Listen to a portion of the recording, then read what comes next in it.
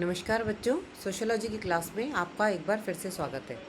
हम लोग social anthropology का पेपर पढ़ रहे हैं और आज हम अध्ययन करेंगे परिवार की उत्पत्ति के बारे में, ओरिजिन ऑफ द फैमिली। हम परिवार की उत्पत्ति के सिद्धांतों का अध्ययन करेंगे। मनुष्य में भूत एवं भविष्य को जानने की सदैव लालसा रही है।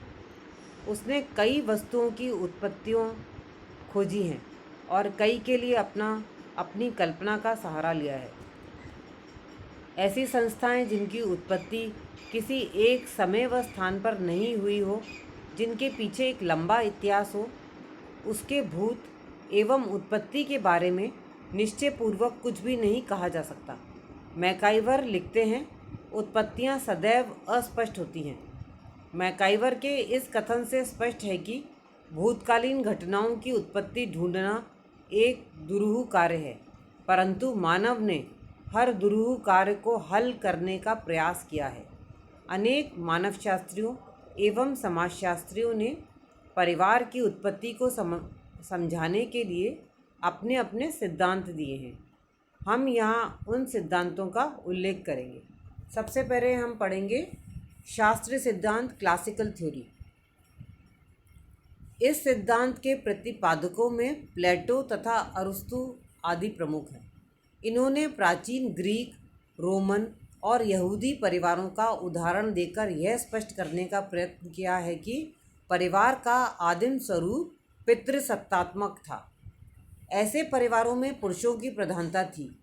1861 में सर हेनरी मेन ने विश्व के विभिन्न समाजों के अध्ययन के आधार पर इस सिद्धांत को और आगे बढ़ाया और कहा कि परिवार का प्रारंभिक रूप न केवल पितृसत्तात्मक ही था, वरन पितृस्थानीय एवं पितृवंशीय भी था। भारत इसका सबसे अच्छा उदाहरण है। हेनरी मेन का मत है कि पितृसत्तात्मक परिवारों का जन्म बाद में हुआ। जब आर्थिक दशाओं व स्त्रियों की स्थिति में परिवर्तन हुआ तो परिवार पितृसत्तात्मक से मातृसत्तात्मक में परिवर्तित हुआ। वर्तमान में विभिन्न स्थानों पर हुए शोध कार्य उपरोक्त सिद्धांत की पुष्टि नहीं करते। उपरोक्त सिद्धांत एक क्षेत्र विशेष के लिए सही हो सकता है, परंतु इसे सार्वभौमिक रूप से स्वीकार नहीं किया जा सकता। ऑस्ट्रेलिया, अफ्रीका, भारत तथा विश्व के अन्य भागों में कई ऐसी जनजातियां हैं जो आदिम काल से ही मातृसत्तात्मक रही हैं और वे कभी भी पितृसत्तात्मक नहीं थी। सेकंड, दूसरा जो सिद्धांत है वह है यौन साम्यवाद का सिद्धांत, थ्योरी ऑफ सेक्स कम्युनिज्म। इस सिद्धांत के प्रतिपादकों में मॉर्गन, फ्रेजर एवं ब्रेफॉल्ट आदि प्रमुख विद्वान हैं। इन लोगों की मान्यता है कि समाज में प्रारंभिक स्तर में विवाह एवं परिवार जैसी संस्थाएं नहीं थी, वरन जैसा कि हम पशुओं में देखते हैं कि कोई भी पशु अपनी जाति के किसी भी पशु से यौन संपर्क स्थापित कर सकता है, उसी प्रकार की अवस्था मनुष्य में भी थी। कोई भी पुरुष किसी भी स्त्री से यौन संबंध स्थापित कर सकता था। इस अवस्था को उन्होंने यौन साम्यवाद, सेक्स कम्युनिज्म या कामाचार, प्रोमिस्क्यूटी की अवस्था कहा है। विवाह एवं परिवार जैसी संस्थाओं का विकास तो बाद के युगों में हुआ था। अपने मत की पुष्टि के लिए इन विद्वानों ने त्योहारों के अवसर पर स्वेच्छाचार, पत्नी विनिमय, एक्सचेंज ऑफ वाइफ, पत्नी उधारी, वर्णात्मक स्वजन शब्दावली, क्लासिफिकेटरी टर्मिनोलॉजी, अतिथि सत्कार के लिए पत्नियों को प्रस्तुत करना, वाइफ हॉस्पिटैलिटी आदि प्रमाणों का सहारा लिया है। मॉर्गन का मत है कि आदिम समाजों में सिब ही एक समूह होता था जिसमें यौन स्वच्छंदता प्रचलित थी, इसलिए पितृत्व का निर्धारण करना भी कठिन था। इस कारण आदिम समाजों में पिता महत्वहीन था और मात्र सिब ही प्रारंभिक समूह थे। मॉर्गन ने कई जनजातियों में उत्सवों एवं त्योहारों के अवसर पर यौन संबंधी स्वतंत्रता का उल्लेख किया है। कुछ जनजातियों में पत्नी की अदला बदली व पत्नी उधारी की प्रथा है, तो कुछ में मेहमान आने पर मेजबान उसे रात्रि को अपनी पत्नी भेंट करता है। भारत में भी कई जनजातियों के युवागृह डॉर्मेट्रीज में बने हुए हैं, जिनमें गांव के सभी कुंवारे लड़के व लड़कियां साथ साथ रात्रि व्यतीत करते हैं। मुंडिया गोंड लोग इसे गोटुल कहते हैं। इनमें प्रत्येक व्यक्ति अपनी इच्छानुसार साथी चुन लेते हैं और ये साथी बदलते भी रहते हैं। उरांव जनजाति में प्रत्येक कुंवारे लड़के की प्रेमिका होती है, जिसे पिल्लो कहते हैं। मध्य भारत की कई जनजातियों में विवाह से पूर्व लड़के लड़कियों को यौन संबंध स्थापित करने की छूट है, परंतु लड़की गर्भवती नहीं होनी चाहिए। ऐसा होने पर माता पिता के लिए लज्जास्पद बात होती है। कोन्याक नागाओं में विवाह के बाद भी स्त्री दूसरे पुरुषों से यौन संबंध रख सकती है और वह तब तक पितृगृह में नहीं जाती जब तक उसके कोई संतान नहीं हो जाती।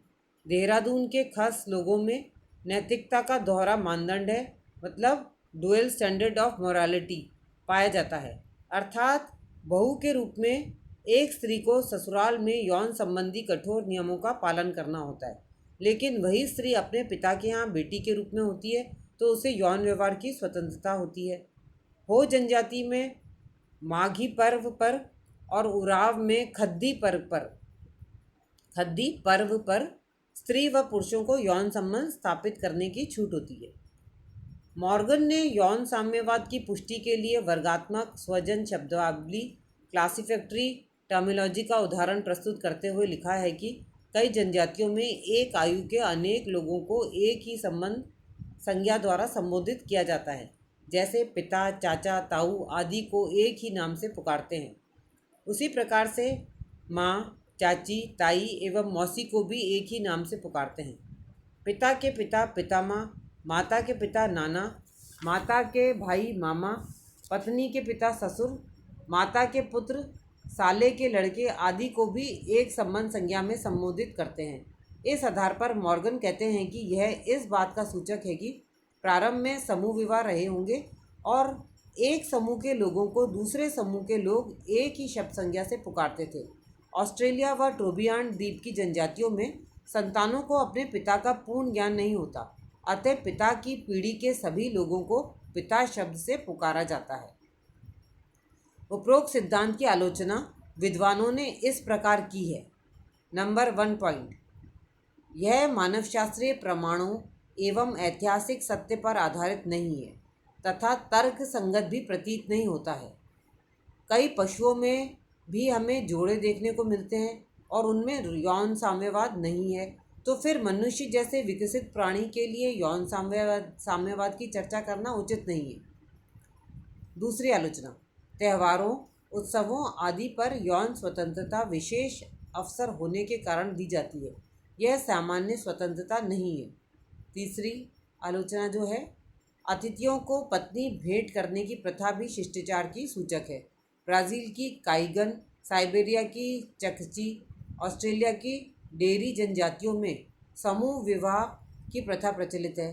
भारत में हिमालय की जनजातियों में भी समूह विवाह पाए जाते रहे हैं, परंतु यौन साम्यवाद का इन सभी में अभाव देखने को मिलता है। चौथा पॉइंट है, पितृत्व की अनिश्चितता भी जानबूझकर सामाजिक नियमों के कारण ही रखी जाती है और बच्चों को उनके पिता का नाम नहीं बताया जाता। एक पीढ़ी के कई लोगों को एक संज्ञा से सूचित करने के कारण बहिर्विवाह के नियमों का पालन करवाना भी रहा है। आज भी हम माँ की उम्र की अन्य स्त्रियों को माताजी शब्द से या दादी की उम्र की पड़ोसी स्त्रियों को दादी जी कहकर पुकारते हैं, जो कि शिष्टाचार का सूचक है। समान आयु के व्यक्तियों को भाई या बहन कहकर पुकारना भी स्नेह एवं शिष्टता का सूचक है, ना कि यौन साम्यवाद का। अब हम तीसरा सिद्धांत पढ़ेंगे परिवार की उत्पत्ति का। वह है एक विवाह का सिद्धांत, थ्योरी ऑफ मोनोगैमी।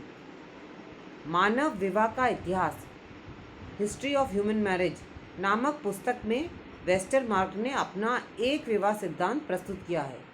वे यौन साम्यवाद के सिद्धांत की आलोचना करते हैं और इस मत को स्वीकार नहीं करते हैं कि कभी ऐसी भी अवस्था रही होगी जब स्त्री पुरुषों में यौन संबंध स्थापित करने की निर्बाध स्वतंत्रता थी। डार्विन का कहना है कि परिवार का जन्म पुरुष के आधिपत्य और ईर्ष्या की भावना के कारण हुआ है। डार्विन के इस मत का वेस्टरमार्क ने समर्थन किया और कहा कि पुरुष स्वभाव से ही ईर्ष्यालु है। वह स्त्री पर संपत्ति की भांति ही अपना एकाधिकार चाहता है। अपनी शक्ति के कारण वह इस एकाधिकार को बनाए रखने में सफल भी हुआ। इस एकाधिकार को जब सामाजिक स्वीकृति मिल गई तो वह एक विवाह की प्रथा बन गई। वेस्टरमार्क का कहना है कि मनुष्य में ही नहीं वरन कई प्रकार की चिड़ियाओं, छोटी पूंछ वाले बंदरों, गोरिल्ला, चिंपैंजी आदि में भी एक विवाह की प्रथा है। मादा चिड़िया जब अंडे को सेती है तो नर चिड़ा उसे भोजन लाकर देता है। स्तनधारी प्राणियों में तो माँ पर बच्चे की निर्भरता और भी अधिक है, क्योंकि वह लंबे समय तक स्तनपान करता है। उसका शैशवकाल लंबा होता है, तब उन्हें माता पिता द्वारा ही भरण पोषण एवं रक्षण प्राप्त होता है। स्त्री को भी गर्भावस्था में गर्भकाल लंबा होने और असहाय होने के कारण पुरुष के संरक्षण की आवश्यकता होती है। उच्च श्रेणी के पूंछ रहित बंदरों से लेकर मनुष्य तक में यह प्रवृत्ति देखी जा सकती है कि मादा के गर्भवती होने पर पुरुष उसके लिए घर बनाता है, भोजन लाता है एवं जंगली जानवरों से उसकी रक्षा करता है। इस प्रकार की आशा कामाचार की स्थिति में नहीं की जा सकती। अतः यौन साम्यवाद की कल्पना अवास्तविक एवं अव्यवहारिक है। वेस्टरमार्क के इस सिद्धांत की पुष्टि जुकरमैन तथा मैलिनोवस्की ने भी की। मैलिनोवस्की ने अपनी पुस्तक sex and repression in savage society में इस बात की पुष्टि की है कि मनुष्य पशु अवस्था से ही परिवार को अपने साथ लाया है और वह परिवार एक विवाही परिवार ही है। अन्य विवाह प्रथाएं जैसे बहुविवाह आदि तो रोग के रूप में समाज में यदाकदा रही हैं। मैलिनोवस्की लिखते हैं, एक विवाह ही विवाह का सच्चा स्वरूप है, रहा था और रहेगा। वेस्टरमार्क का सिद्धांत भी पूर्णतः स्वीकार नहीं किया जा सकता, क्योंकि सभी स्थानों पर परिवार की उत्पत्ति एक विवाह के कारण नहीं हुई है। तो बच्चों, बाकी की जो परिवार की उत्पत्ति के सिद्धांत हैं वे हम हमारी अगली कक्षा में पढ़ेंगे। आज की क्लास में बस इतना ही। Thank you.